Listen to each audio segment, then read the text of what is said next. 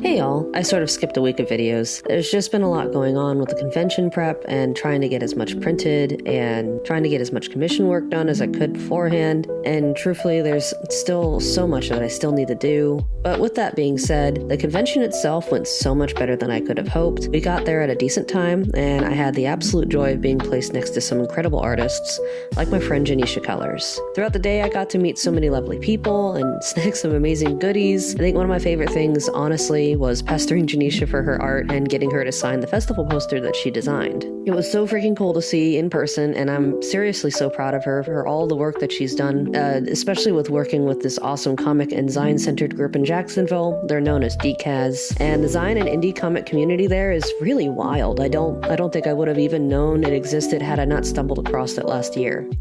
I also got to meet Denise, a close friend of Janisha's, and I had such a good time reading through her little book full of anime recommendations and reflections on burnout. I'm really looking forward to watching some of those shows, with snacks of course.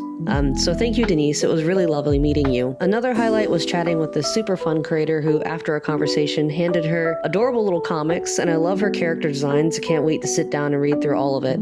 Later on, I had a really thoughtful and thought-provoking conversation with Barry.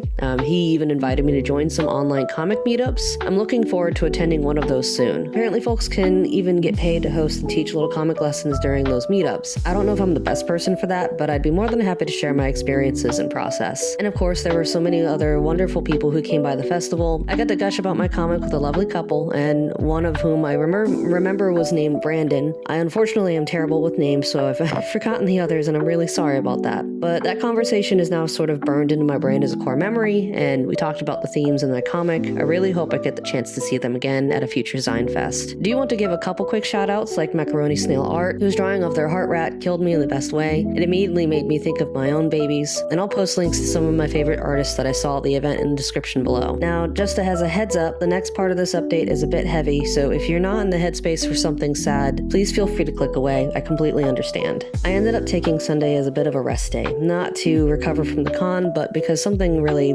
upsetting happened when we got home. Our dog Zeus wasn't doing well. After some debate on what to do, we took him to the emergency vet, and unfortunately with the way he was, we believed it was his time. He was 19, so we knew this day would come eventually. We just didn't expect it to be so soon. He seemed fine when we left for the con, but his health really declined pretty quickly between Saturday night and Sunday morning.